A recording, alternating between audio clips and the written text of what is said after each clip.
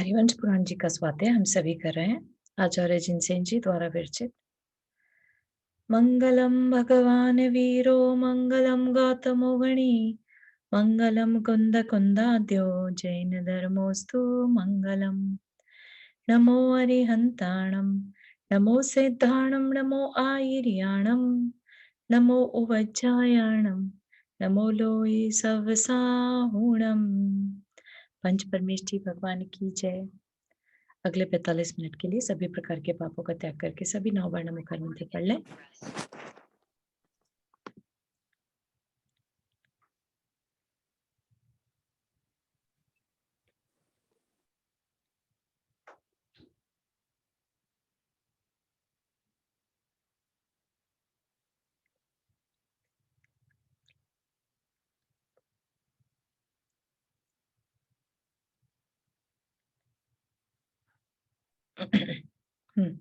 तो यहाँ पर स्क्रीन पर जैन तत्व विद्या का पेज है, एक्चुअली जो बाद में परिशिष्ट दिए रहते हैं इंडेक्स, तो उसमें तो आप देख सकते हैं वसुदेव जो कि कामदेव थे सिद्ध हुए, है ना। तो जो अपनी व्यवस्था है निदान वाली वो अपने को मेक श्योर करना रहेगा। महाराज जी से कर सकते हैं कि भाई ये क्या एक्सेप्शन थे, ये पद उन्हें अगर निदान से मिला तो फिर हमने ये पढ़ा है कि निदान से मिलने वाले पद में कल्याण नहीं हो पाता, है ना। तो फिर ये क्वेश्चन अपने लिए खड़ा हो जाता है। लेकिन हाँ, यहाँ पर ये जरूर है कि सारे के सारे जितने भी कामदेव हुए 24 के 24 सिद्ध हुए। तो ये बात क्लियर हो गई कि जितने भी कामदेव हैं नियम से मोक्ष जाते हैं। चारू 63 शलाका में कामदेव नहीं आते शायद। हाँ हाँ, 63 शलाका में कामदेव नहीं आते, लेकिन जो कामदेव कह लीजिए, रुद्र कह लीजिए, ये जो होते हैं स्पेशल पीपल में आते हैं फिर भी, है ना। तीर्थंकर के माता पिता भी कह लीजिए, तो ये जो है पुण्यशाली जीव कहलाते हैं, ठीक है ना। तो स्टिल एक निदान से मिला हुआ पद, अगर ये सिर्फ शलाका पुरुषों के लिए अप्लाई होता है, निदान से अगर शलाका पुरुष वाला नारायण प्रति नारायण बने हैं तभी सिर्फ वो काम नहीं करता, बाकी की सिचुएशन में निदान हो तो भी हम अपना कल्याण कर सकते हैं, है ना। या तो ये बात सिद्ध होती है फिर, तो ये थोड़े से क्लैरिटी की इसमें जरूरत है, तो कर सकते हैं अपन नेक्स्ट टाइम। प्रमाण सागर महाराज जी से I can ask this question, ठीक है। तो लिस्ट को थोड़ा ठीक से बता देंगे, इसमें 2 कॉलम है तो वो क्या क्या है ये? हाँ, तो कॉलम तो ऐसा है कि कामदेवों के नाम है 24 कामदेव, है ना। कौन से तीर्थंकर के काल में हुए तो वो ये नाम है, राइट। जैसे वसुदेव का अभी प्रकरण जो चल रहा है वो नेमिनाथ भगवान के, है ना। और क्या हुआ उनकी पर्याय नेक्स्ट गति, उनकी उस गति में क्या मिला, उसके बाद क्या गति मिली, तो सिद्ध गति, है ना। तो उसके बाद उनको और कुछ नहीं, सिद्ध हुए। और कहाँ से हुए? सिद्धवर कूट से, ठीक है। ये चार बहुत मतलब जो सोच नहीं सकते वो है। हाँ, हम लोग गलत सोचते हैं। हाँ हाँ हाँ, तो वो सिद्ध हो गए, है ना। अपन क्या सोच रहे हैं, वसुदेव ने इतनी शादियां कर ली, काम भोग किए, इतना सब कुछ उनके पास वैभव, पत्नियां, तो फिर कैसे सिद्ध हो गए, है ना। तो वो भी बहुत अच्छा सीखने का है। चारों शादियां तो बहुत भगवानों की भी हुई है। हाँ, नहीं, अपनी मनस्थिति संभाल के रहे। इनके जो मुझे थोड़ा सा चेंज लगता है कि एक शादी करके फिर वो, जैसे कई बार ये भी हुआ है कि उस जगह से भी गुजरे हैं, लेकिन उस पत्नी के पता नहीं, या तो क्योंकि शॉर्ट में सब कुछ बताया गया, शॉर्ट में है सब, नहीं बताते कि उन्होंने उन सबको साथ में रखा। हाँ, वो थोड़ा सा वर्णन आगे चल के आएगा तो अपन देखते हैं, है ना। हाँ, क्योंकि अभी कुछ ऐसा लगता है कि जैसे छोड़ते चले जा रहे हैं फिर, मतलब उन्हें सब त्याग करते हैं, जो फर्क नहीं पड़ता हो कि गया उसको त्याग कर दिया। सुनो, इससे तो मुझे नहीं लगता कि कुछ फर्क पड़ता है, लेकिन उसके बाद इन्होंने कुछ धर्म या किसी गुरु के पास जाके कुछ किया होगा, एंड में दीक्षा लेके गए होंगे। बिल्कुल सही है, ठीक है। तो अपने विषय पे वापस आते हैं। तो हम क्या देख रहे थे कि एक विद्याधर जो है उन्हें वसुदेव को उठा कर ले गए थे और मदन वेगा के साथ उनका विवाह हो गया। बाद में उनसे वर मांगा कि आप मेरे पिता को छुड़ा दें, बंधन से छुड़वा दें। तो वो उसका जो ब्रदर था उस मदन वेगा का, उसका नाम था दधिमुख, है ना। तो दधिमुख और चंडवेग, चंडवेग वो विद्याधर था जो कि नदी में खड़े होकर, गंगा नदी में खड़े होकर विद्या सिद्ध करने की कर रहा था, ताकि जो भी उसके कंधे पर ऊपर से गिरेगा वह उसकी बहन का पति होगा और वही उनके पिता को शत्रु से छुड़ाने वाला होगा। ठीक, तो ये सारी चीजें हमने कल की स्वाध्याय में देखी थी। तो अब क्या हुआ कि उनके पिता को जो लेकर गया त्रिशिखर नाम का दुष्ट विद्याधर, तो उसने वसुदेव ने मान लिया कि ठीक है, मैं तुम्हारी तरफ से युद्ध करूंगा।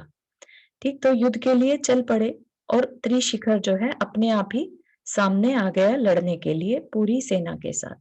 तो हमने क्या देखा था कि बहुत सारे शस्त्र के साथ वहां पर उनके आपस में ये लड़ाई शुरू हो त्रिशिखर गई। कौन है? ये त्रिशिखर कौन है? त्रिशिखर दुष्ट त्रिशिखर था जो कि मदन वेगा के पिता को हर के ले गया था, बंदी बना लिया था, क्योंकि उसने मदन वेगा का विवाह त्रिशिखर के साथ नहीं किया था। हाँ, ठीक है। तो यहाँ तक के अपन ने देखा था कि उनका युद्ध शुरू हो गया।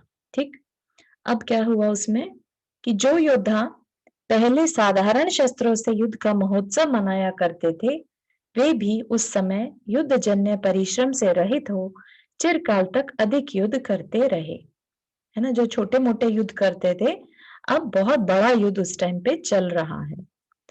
सौरपक, अंगार, वैगारी तथा नीलकंठ आदि शत्रु पक्ष के जो प्रमुख शूरवीर थे, वेगशाली चंडवेग ने सामना कर उन सबको जीत लिया। तो चंडवेग अब याद आ गया होगा, जो कि गंगा नदी में खड़े होके विद्या सिद्ध कर रहा था, वो वसुदेव उनको सपोर्ट कर रहे हैं, है ना। तो चंडवेग ने अपने चारू, शत्रुओं उसका को, नाम तो दधिमुख नहीं था? दधिमुख कौन था फिर? दधिमुख मदन वेगा का भाई था, जिसने आकर फिर बताया था कि मुझे आपकी हेल्प चाहिए, वसुदेव को बोला था। ठीक है, तो तो दधिमुख दोनों भाई थे क्या? चंडवेग Correct. और दोनों उसके भाई थे क्या? बिल्कुल बिल्कुल, अच्छा। ठीक है ना। तो चंडवेग ने कुछ को तो अपने आप हैंडल कर लिया, शत्रुओं के कुछ शूरवीरों को चंडवेग ने हैंडल किया। तदनंतर जो वेगशाली घोड़ों के रथ पर आरूढ़ थे, नाना शस्त्र और अस्त्रों से भयंकर थे तथा जिनके आगे रथ हाँकने के लिए दधिमुख विद्यमान था, ऐसे वसुदेव के सामने त्रिशिखर आया। तो रथ कौन चला रहा था उनका? दधिमुख खुद, है ना, मदन वेगा का भाई। और लड़ने के लिए कौन आए? वसुदेव। किसके आगे? त्रिशिखर के आगे। परस्पर की बाण वर्षा से जिन्होंने दिशाओं के अंत तथा आकाश को व्याप्त कर रखा था, ऐसे उन दोनों का पहले तो साधारण शस्त्रों से महायुद्ध हुआ, किंतु पीछे धनुर्धारी वसुदेव ने शीघ्र ही आग्नेय अस्त्र छोड़ा। तो अब आपको थोड़ा सा पिछला, जो हम बचपन में महाभारत देखा करते थे, और एक ने अगर अग्नि बाण छोड़ा तो दूसरे ने वर्षा का बाण छोड़ दिया, इस तरह की उनकी बाणों से, डिफरेंट डिफरेंट तरीके के बाणों से उनकी लड़ाई होने लगी। ठीक है, तो आग्नेय अस्त्र छोड़ा जिसकी भयंकर ज्वालाओं से शत्रु की सेना तत्काल जलने लगी। उधर शत्रु ने वारुण अस्त्र के द्वारा आग्नेय अस्त्र को बुझाकर मोहन नामक महाअस्त्र से वसुदेव की सेना को विमोहित कर दिया। मतलब जैसे कि सम्मोहित कर देते ना एकदम से, कि कुछ उन्हें समझ में नहीं आ रहा है कि करना क्या है, तो ऐसा शस्त्र चला दिया। इधर वसुदेव ने चित्त प्रसादन नामक अस्त्र से मोहन अस्त्र को दूर हटा दिया और आकाश में वायव्य अस्त्र चलाकर, वायव्य अस्त्र मतलब बहुत तेज आंधी तूफान वाला अस्त्र चलाकर वारुण अस्त्र को नष्ट कर दिया। इस प्रकार अपने प्रतिद्वंदी शस्त्र से शत्रु के शस्त्र को अतिशीघ्र नष्ट कर वसुदेव ने महेंद्र अस्त्र के द्वारा शत्रु को काट डाला। तो ये कोई महेंद्र नाम का अस्त्र उन्होंने चलाया जिससे कि शत्रु मारा गया।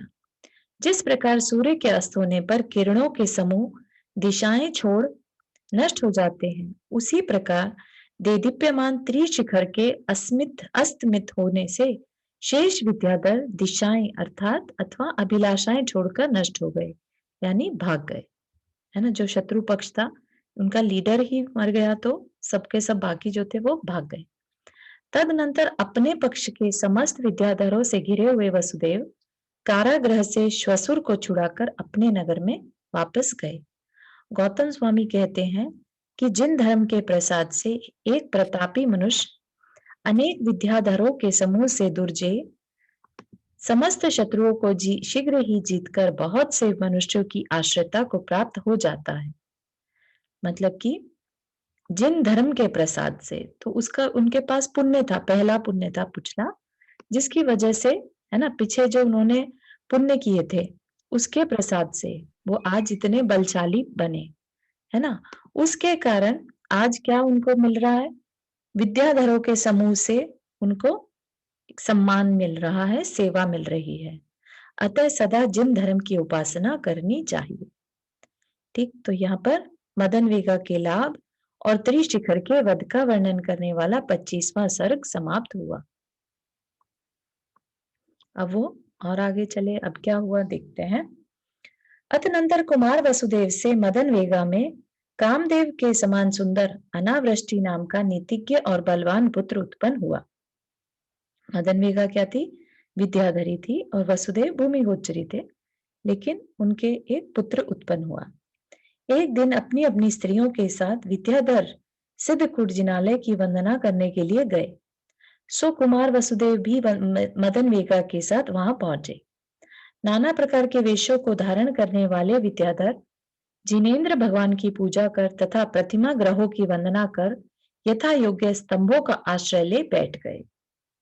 ठीक है, तो क्या हुआ वहां पर, जिनालय की वंदना करने के लिए नाना प्रकार के वेशों को, तो अभी जो है बड़ा इंटरेस्टिंग सा प्रकरण चलेगा कि विद्याधर भी नाना प्रकार के होते थे।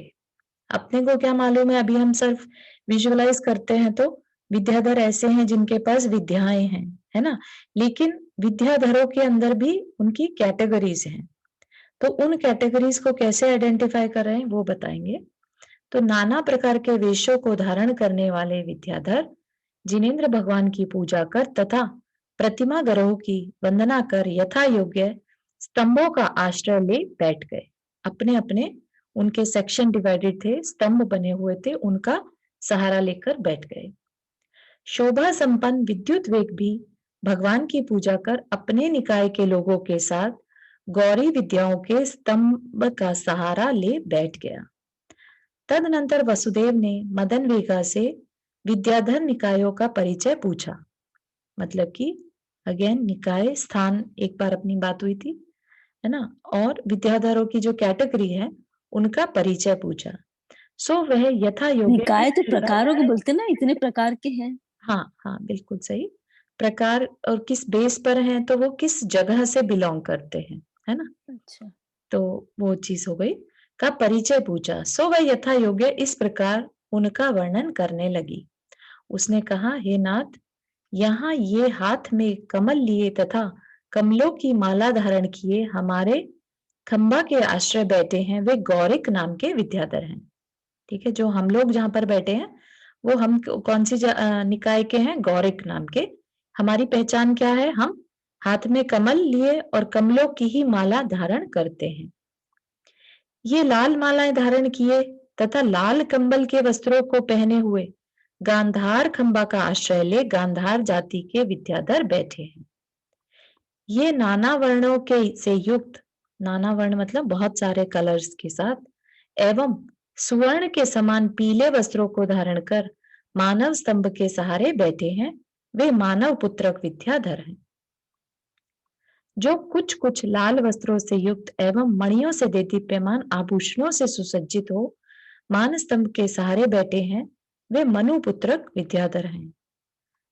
नाना प्रकार की औषधियां जिनके हाथ में है तथा जो नाना प्रकार के, नाना मतलब विभिन्न, ठीक है, मल्टाई, नाना प्रकार के आभूषण और मालाएं पहनकर औषधि स्तंभ के सहारे बैठे हैं, वे मूल वीर्य विद्याधर हैं। सब ऋतुओं के फूलों की सुगंधि से युक्त स्वर्ण में आभरण और मालाओं को धारण कर जो भूमि मंडक स्तंभ के समीप बैठे हैं, वे अंतर्भूमिचर विद्याधर हैं। हे प्रभु, जो चित्र विचित्र कुंडल पहने तथा सर्पाकार बाजूबंदों से सुशोभित हो शंकु स्तंभ के समीप बैठे हैं वे शंकुक नामक विद्याधर हैं। जिनके मुकुटों पर सेहरा बंधा हुआ है तथा जिनके मणिमय कुंडल दीप्यमान हो रहे हैं, ऐसे ये कौशिक स्तंभ के आश्रय कौशिक जाति के विद्याधर बैठे हैं। हे स्वामिन, मैंने संक्षेप में आर्य विद्याधरों का वर्णन किया। अब आपके लिए मातंग विद्याधरों के भी निकाय कहते हूँ, सो सुनिए। है ना, एक बार हमने शायद आगे पहले कहीं पर 8 प्रकार के आर्य और 8 प्रकार के मातंग विद्याधर के निकाय के नाम पढ़े थे, है ना। अब थोड़ा सा उनको एक्सप्लेन कर रहे हैं यहाँ पर। जो नील मेघों के समूह के समान श्याम वर्ण है तथा नीले वस्त्र और नीली मालाएं पहने हैं, वे मातंग स्तंभ के समीप बैठे मातंग नाम के विद्याधर हैं। है ना, अगर आपको ध्यान हो, नील यशा नाम की जो विद्याधरी थी वो मातंग जाति के मातंग निकाय के विद्याधरों से बिलोंग करती थी, क्योंकि उसके नीले वस्त्र थे और नीला ही उसका रंग था। जो शमशान की हड्डियों से निर्मित आभूषणों को धारण कर भस्म से धूली धूसर हैं, वे शमशान स्तंभ के आश्रय बैठे हुए शमशान निलय नामक विद्याधर हैं। जो ये नीलमणि एवं वैडूर्य मणि के समान वस्त्रों को धारण किए हुए हैं तथा पांडुर स्तंभ के समीप आकर बैठे हैं, वे पांडुक नामक विद्याधर हैं। ये जो काले मृग चर्म को धारण किए तथा काले चमड़े से निर्मित वस्त्र और मालाओं को पहने हुए काल स्तंभ के पास बैठे हैं, वे काल श्वपाकी विद्याधर हैं। जो पीले पीले केशों से युक्त हैं, तपाए हुए स्वर्ण के आभूषण पहने हैं और श्वपाकी विद्याओं के स्तंभ के सहारे बैठे हैं, वे श्वपाकी विद्याधर हैं। जो वृक्षों के पत्तों के समान हरे रंग के वस्त्रों से आच्छादित हैं तथा नाना प्रकार के मुकुट और मालाओं को धारण कर पार्वत स्तंभ के सहारे बैठे हैं, वे पार्वती नाम से प्रसिद्ध हैं। जिनके आभूषण बांस के पत्तों के बने हुए हैं तथा जो सब ऋतुओं के फूलों की मालाओं से युक्त हो वंश स्तंभ के आश्रय बैठे हैं, वे वंशालय विद्याधर माने गए हैं। जिनके उत्तमोत्तम आभूषण महासर्पों के शोभायमान चिन्हों से युक्त हैं तथा जो वृक्ष मूल नामक महास्तंभों के आश्रय बैठे हैं, वे वार्ष मूलिक नामक विद्याधर हैं। जो अपने अपने निश्चित वेश में ही भ्रमण करते हैं तथा जो आभूषणों को अपने अपने चिन्हों से अंकित रखते हैं, ऐसे इन विद्याधरों के निकायों का संक्षेप में वर्णन किया। तो निश्चित वेश में ही भ्रमण करते हैं, तो उनके पहनावे से पता चल जाता है कि ये किस जाति का या किस निकाय का विद्याधर है ना। अब उनकी होगी व्यवस्था इस तरह की कि कौन सा विद्याधर किस विद्याधर के साथ संबंध बना सकता है, या हो सकता है किसी के साथ दुश्मनी भी हो सकती है ना। तो लेकिन जो व्यवस्था यहाँ पर बताई है वो हमने देखी। इस प्रकार आर्या मदन वेगा के कथन से विद्याधरों का अंतर जानकर वसुदेव अपने स्थान पर चले गए तथा अन्य विद्याधर भी यथा योग्य अपने अपने स्थानों की ओर रवाना हुए। अतनंतर एक दिन कुमार वसुदेव ने किसी कारणवश मदन वेगा से आओ वेगवती यह कह दिया, है ना। होता ही है, वुमेन्स में थोड़ा सा जेलेसी का फैक्टर रहता है कि मन में इसका मतलब क्या है, वेगवती घूम रही है, वेगवती जो इससे पहले वाली विद्याधरी थी, है ना। तो मदन वेगा रुष्ट होकर घर के भीतर चली गई। उसी समय त्रिशिखर, जिसके साथ की अभी वसुदेव ने युद्ध किया था और जिसको मार गिराया था, उसी समय त्रिशिखर विद्याधर की विधवा पत्नी शूर्पणखी मदन वेगा का रूप धरकर तथा अपनी प्रभा से महलों को एकदम प्रज्वलित कर छल से वसुदेव को हर ले गई। वह उन्हें आकाश में ले जाकर छोड़ना ही चाहती थी कि उसे नीचे आकाश में अकस्मात आता हुआ कुमार का बैरी मानस वेग विद्याधर दिखा। आकाश से छोड़कर कुमार को मार दिया जाए, इस कार्य में मानस वेग को नियुक्त कर शूर्पणखी यथेष्ट स्थान पर चली गई और कुमार घास की गंजी पर नीचे गिर गए। तो उसने क्या किया, अपने विमान से और कुमार को नीचे गिरा दिया, ये सोचकर कि अब मानस वेग इसको और ज्यादा, क्योंकि वो भी इसका बैरी है, तो वो इसको खत्म कर देगा। है ना, और वो शूर्पणखी अपने घर चली गई। तो कुमार वसुदेव को कह रहे हैं। हाँ, बिल्कुल सही। तो वसुदेव नीचे गिरे तो घास की गंजी मतलब घास के ढेर पर गिरे। वहां मनुष्यों के द्वारा गाए हुए जरासंध के उज्जवल यश को सुनकर कुमार ने जान लिया कि यह राजगृह नगर है। अतः उन्होंने संतुष्ट होकर उस उत्तम नगर में प्रवेश किया। ठीक है, तो अब जरासंध का यहाँ पर वर्णन, हमने जरासंध का नाम तो पहले सुना ही है सबने ही, है ना। और जरासंध जो थे प्रति नारायण थे। ठीक ठीक है। राजगृह नगर में कुमार ने जुए में 1 करोड़ स्वर्ण की मुद्राएं जीती और दानशील बनकर सबकी सब यहाँ वहां समस्त लोगों को बांट दी। निमित्त ज्ञानियों ने जरासंध को बतलाया था कि जो जुए में 1 करोड़ स्वर्ण मुद्राएं जीतकर बांट देगा वह तुम्हें मारने वाले पुत्र को उत्पन्न करेगा। ठीक है, तो ऐसी कोई भविष्यवाणी कंस के साथ भी हुई थी, है ना। कंस को मारने वाला तुम्हारा पुत्र होगा। ऐसे ही जरासंध के साथ भी ऐसी ही भविष्यवाणी हुई, है ना। तो निमित्त ज्ञानियों के आदेशानुसार वहां उस समय ऐसे व्यक्ति की खोज हो रही थी।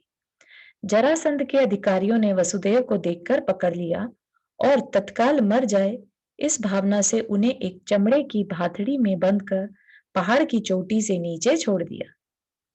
वसुदेव नीचे गिर ही रहे थे कि अकस्मात वेगवती ने वेग से आकर जोर से उन्हें पकड़ लिया। वेगवती जो उनकी मदन वेगा से पहले जो पत्नी थी वो वेगवती, है ना, जो कि सोमश्री के स्थान पर भेष बदलकर रहने लगी थी, है ना।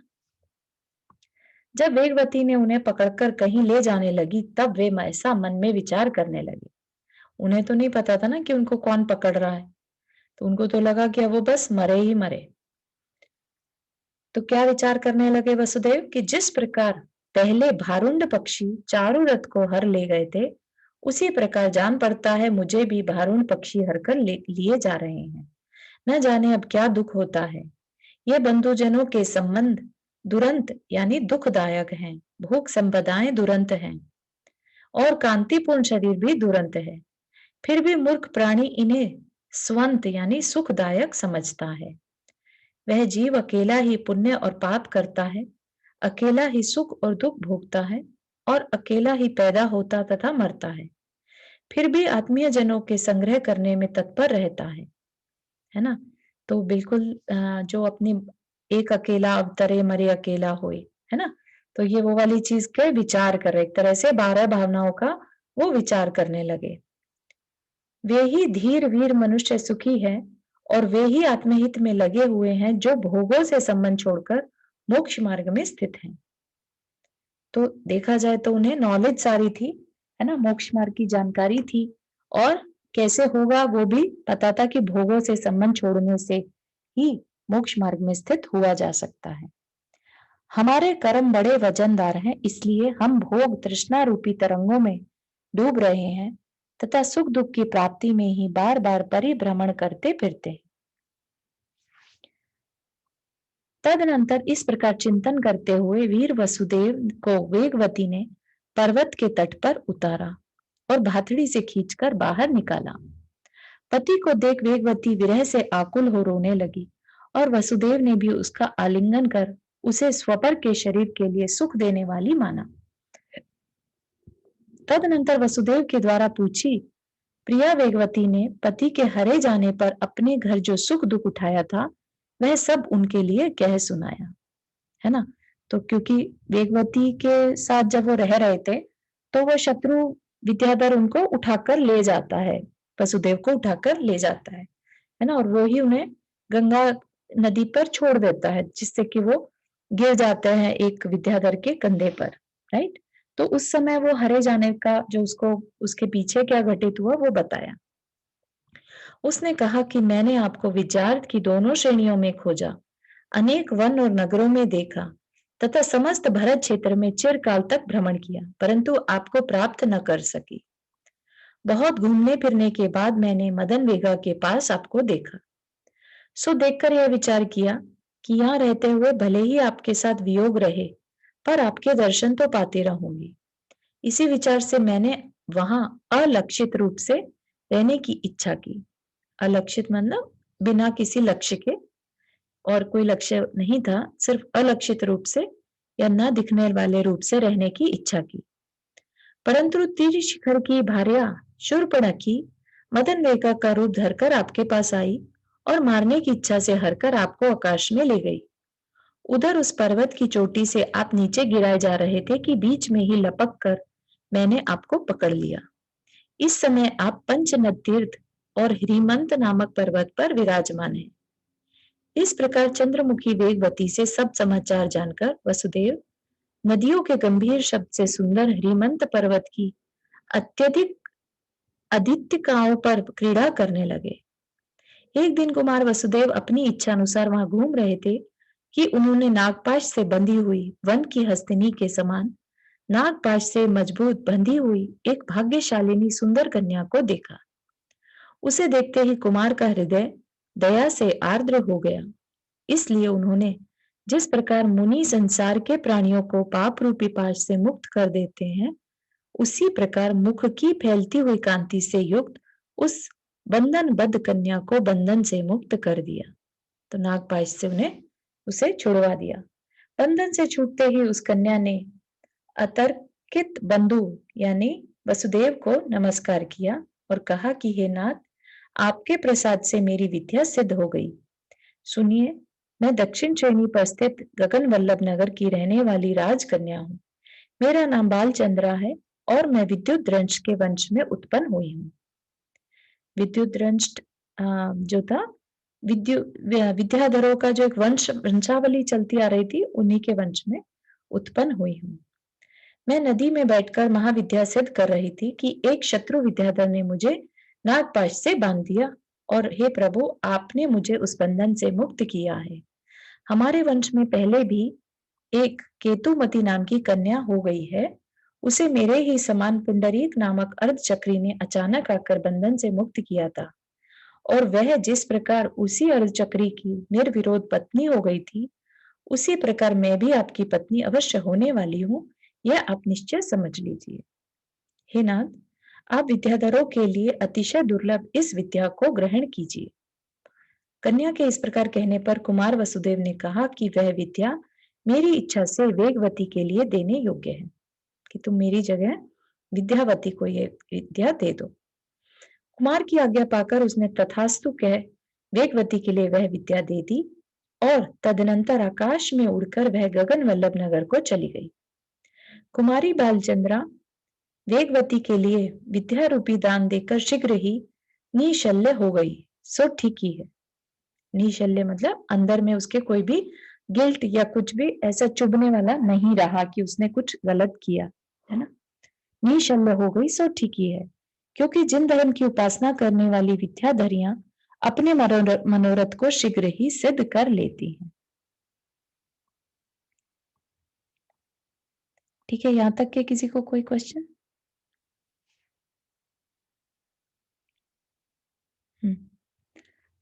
अतनंतर इसी बीच में निश्चिंतता से बैठे हुए राजा सैनिक ने गौतम स्वामी से पूछा कि हे मुनिनाथ, विद्युत द्रंश कौन था और उसका आचरण कैसा था? इस प्रकार पूछने पर गौतम स्वामी कहने लगे कि नमी के वंश में, है ना, अगर आप लोग को याद हो, ऋषभ देव के समय में दो भाई नमी और विनमी आए थे, है ना, जिनको कि कुछ भी राज्य नहीं मिला, तो उन्होंने कहा, और उस समय वहां पर एक धर्मेंद्र ऋषभ देव भगवान के दर्शन करने आया था। उसने देखा कि ये भगवान को, ऋषभ देव जी को परेशान कर रहे हैं, मांग रहे हैं, उनसे बात कर रहे हैं, उनकी तपस्या में विघ्न ना पड़ जाए, इसके लिए उन्होंने नमी और विनमी को विजात पर्वत की दक्षिण और उत्तर श्रेणी का स्वामी बना दिया था। ठीक है ना, और वहां से फिर विद्याधरों का वंश शुरू हुआ। तो उन्हीं नमी के वंश में गगन वल्लभ नामक नगर में एक विद्युत द्रंश नाम का विद्याधर हो गया है, जो दोनों श्रेणियों का स्वामी था तथा अद्भुत पराक्रम से युक्त था। एक समय वह पश्चिम विदेह क्षेत्र से संजयंत नामक मुनिराज को अपने यहाँ उठा लाया और उन पर उसने घोर उपसर्ग कराया। यह सुनकर राजा सैनिक ने कौतुकवश फिर पूछा कि हे नाथ, विद्युत द्रंश ने संजयंत मुनिराज पर किस कारण उपसर्ग कराया था? इसके उत्तर में गणधर भगवान संजयंत मुनि का पाप नाशक पुराण इस प्रकार कहने लगे, है ना। हालांकि ये कहानी हमने पढ़ी हुई है संजयंत मुनिराज की, पद्म पुराण में पढ़ी थी हमने, जब हमने विद्याधरों के वंश के बारे में पढ़ा था। एक बार फिर से इसको देखेंगे कहानी को। हे राजन, इसी जम्बूद्वीप के पश्चिम विदय क्षेत्र में एक गंधमालिनी नाम का देश है। उसमें वीतशोका नाम की नगरी है। उस नगरी में किसी समय वैजयंत नाम का राजा राज्य करता था। उसकी सर्वश्री नाम की रानी थी, जो ऐसी जान पड़ती थी मानो शरीर को धारण करने वाली साक्षात लक्ष्मी हो। इन दोनों के संजयंत और जयंत नाम के 2 उत्तम पुत्र थे। किसी एक समय विहार करते हुए स्वयंभू तीर्थंकर वहां आए, है ना, क्योंकि विदेह क्षेत्र में तो तीर्थंकरों का हमेशा सद्भाव रहता है ना। तो तीर्थंकर वहां आए, उनसे धर्म श्रवण कर पिता और दोनों पुत्र तीनों ने दीक्षा धारण कर ली। अपने पीहिताश्रव नामक आचार्य के साथ वे तीनों मुनि विहार करते थे।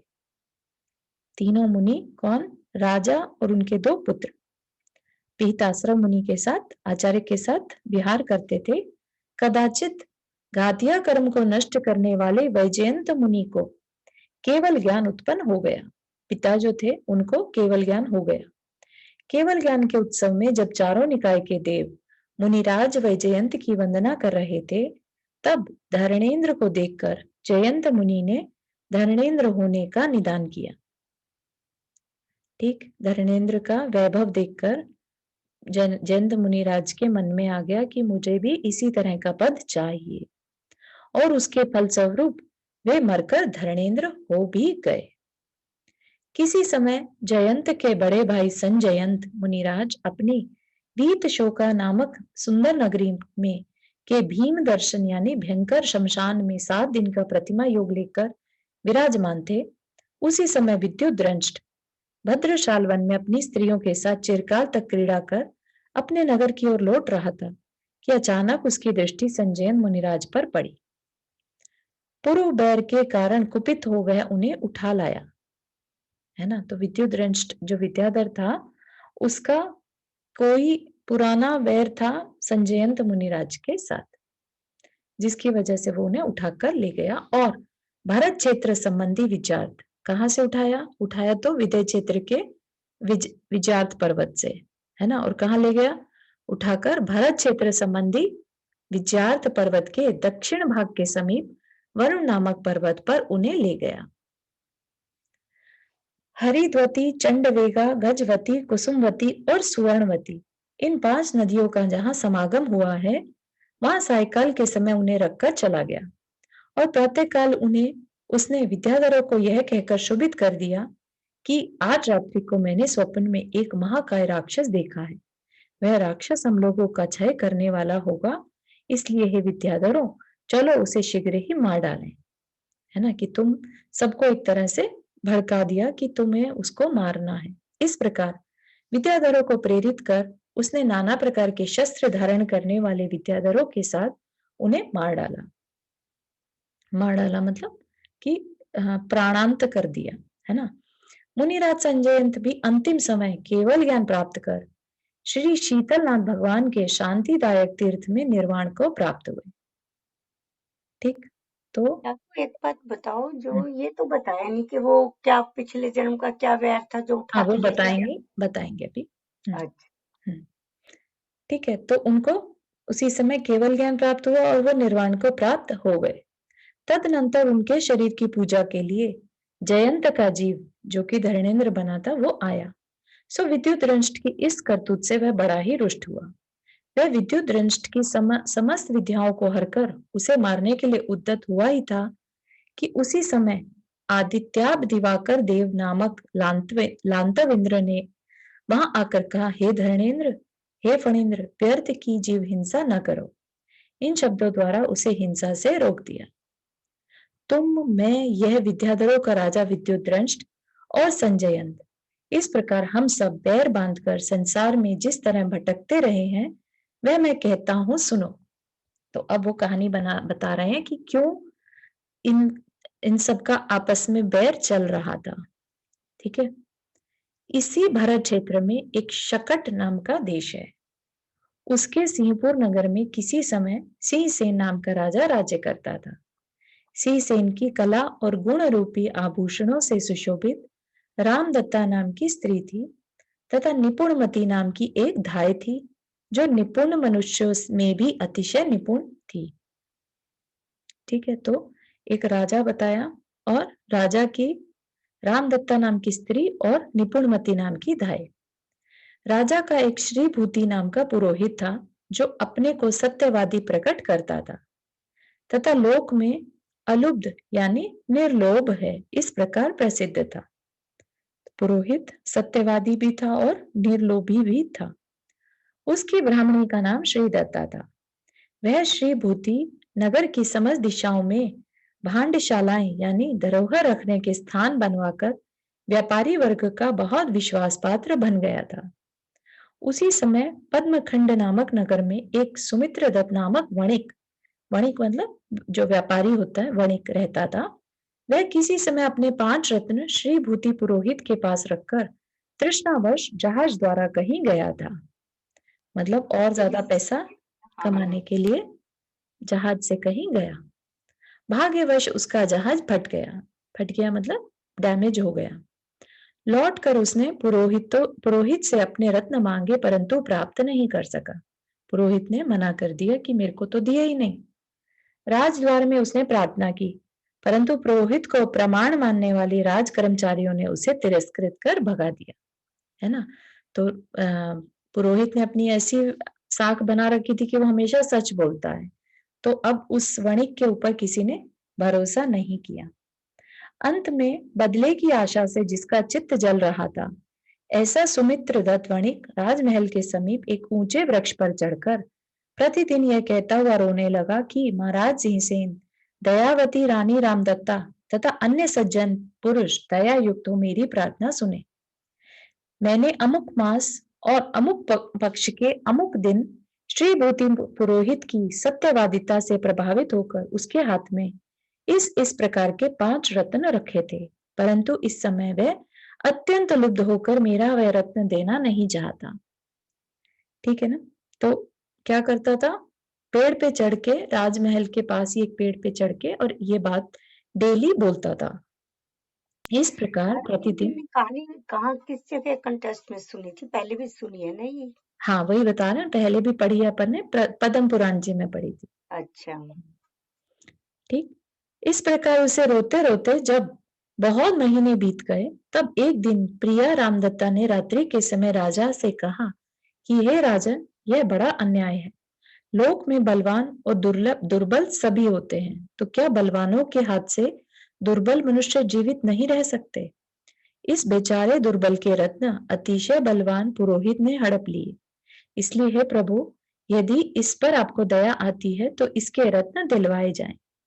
राजा ने कहा, हे प्रिय, समुद्र में इसका जहाज फट गया था, इसलिए यह निर्लज धन नष्ट हो जाने के कारण अतिशय दुखी हो पिशाच से आक्रांत हो गया है और उसी दशा में यह कुछ बकता रहता है, मतलब कि क्रेजी हो गया है ना।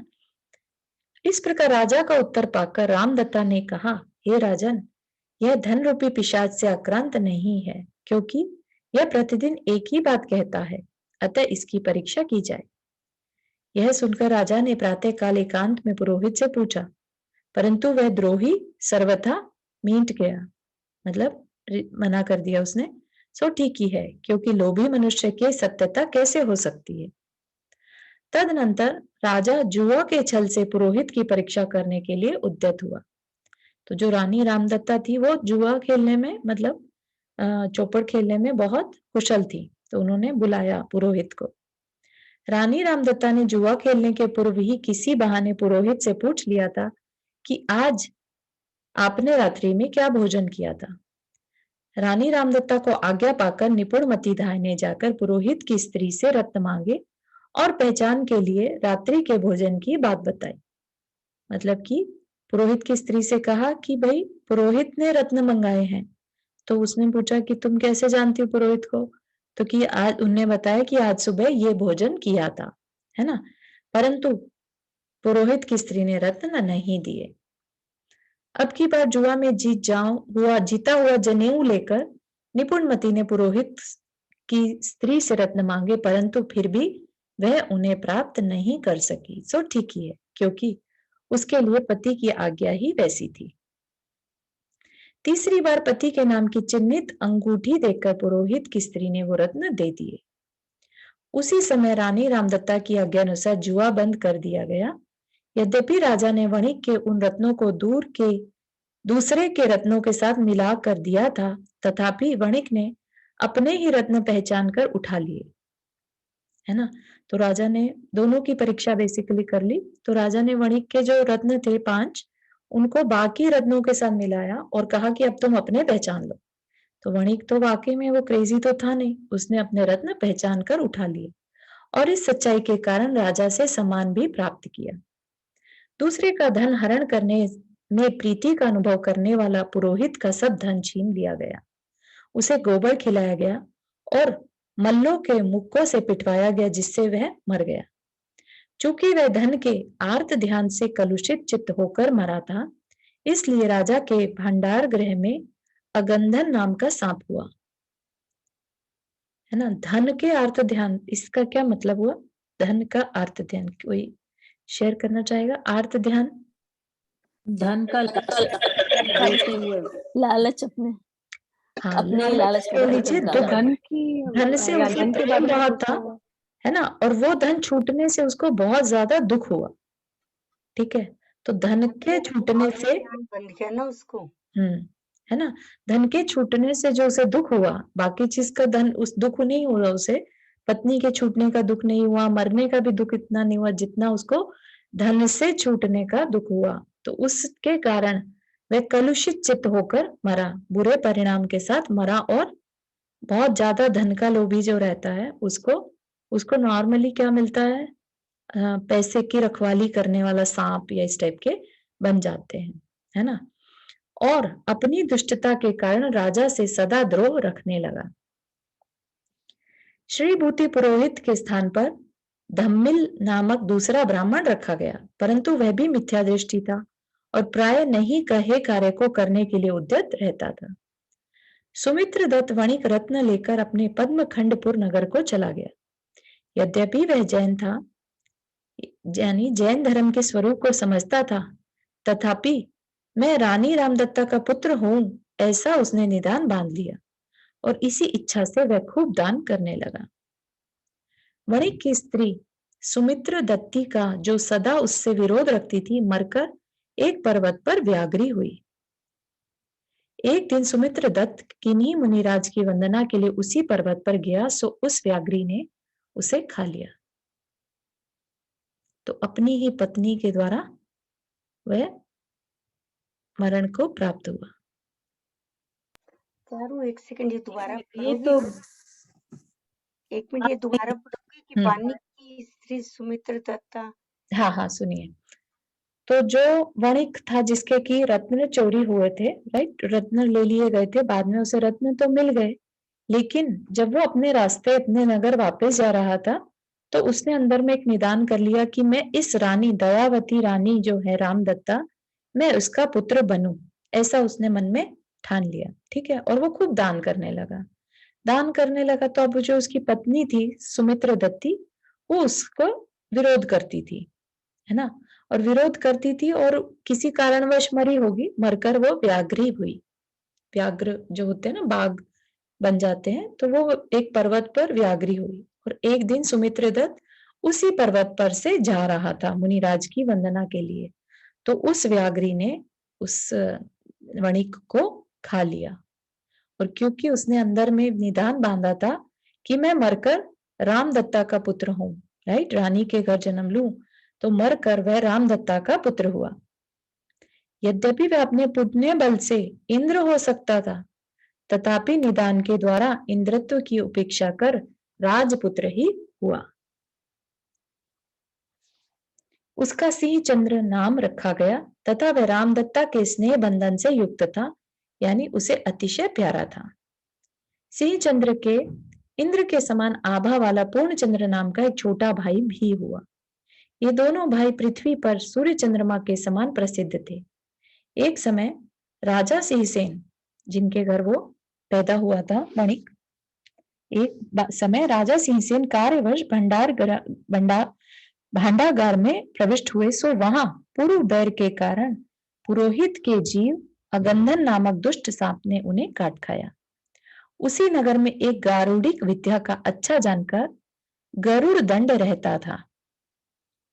उसने मंत्रों द्वारा अगंधन को आदि लेकर समस्त सर्पों को बुलाकर उनसे कहा कि तुम लोगों में जो एक अपराधी सर्प है वही यहाँ ठहरे, बाकी सब यथास्थान चले जाएं।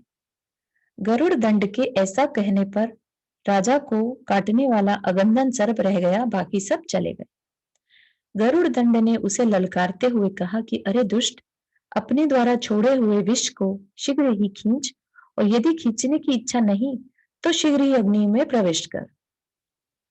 गरुड़ दंड के इस प्रकार कहने पर उस अगंधन सर्प ने क्रोध के कारण विष तो नहीं खींचा, पर जलती हुई अग्नि में प्रवेश कर मरण स्वीकार किया और मरकर वह चमरी मृग हुआ। है ना? तो अभी इतना ही रखेंगे, कहानी अभी पूरी नहीं हुई है तो और भी है। यहाँ तक के किसी को कोई क्वेश्चन?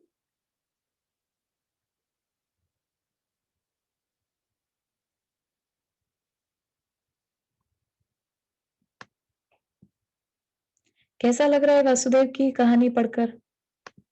इतना कंफ्यूजन है कि एक में आता जाता है, समझ नहीं पड़ रही है कि बाद एक दूसरा तीसरा चौथा दूसरे में तीसरे नहीं, लेकिन मैसेज बहुत अच्छा है कि जो भी अच्छे कर्म कर रहा है उनकी अच्छी गति हो रही है। उनको अच्छा मिल रहा है, सब आगे याद नहीं रखेगी तो चलेगा, ये बस जो गलत कर रहा है उसको गलत मिल रहा है।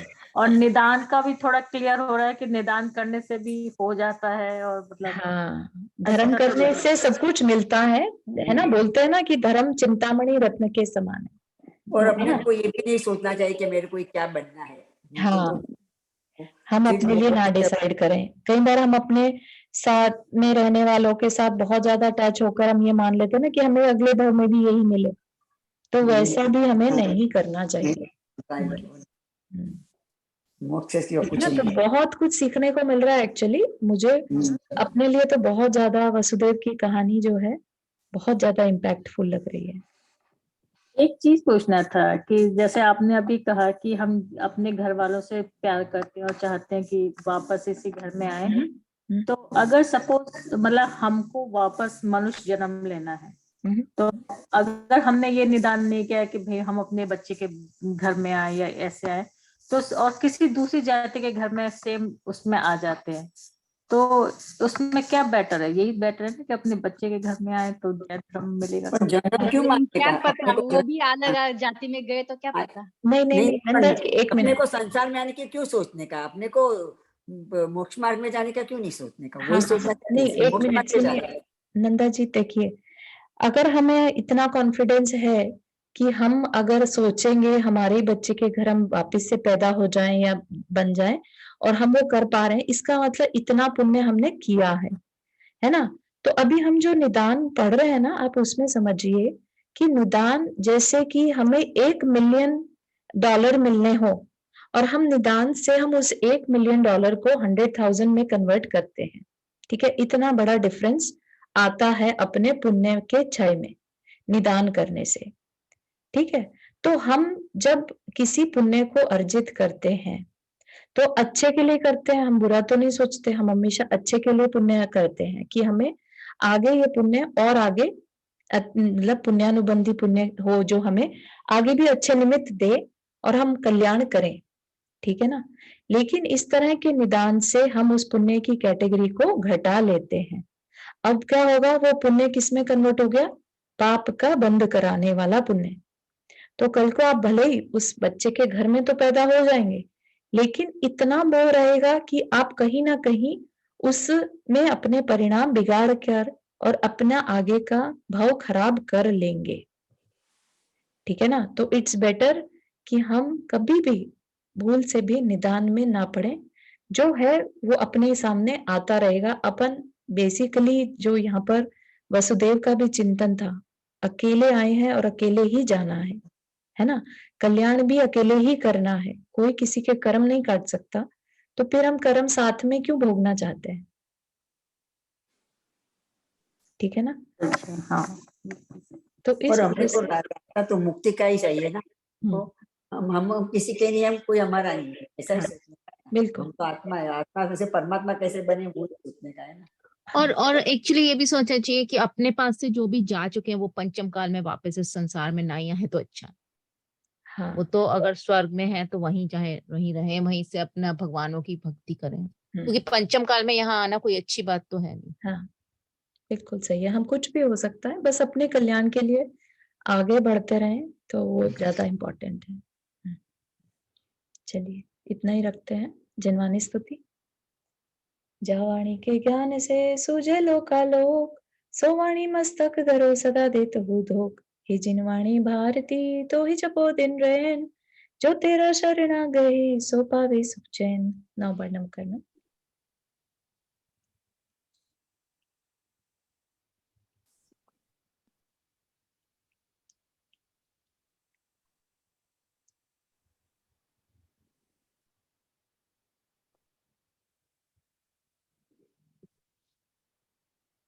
जय जिनेन्द्र सभी को। जी, जी। जय जिनेन्द्र सभी को। जय जय जिनेन्द्र। जिनेन्द्र। जय जिनेन्द्र। जय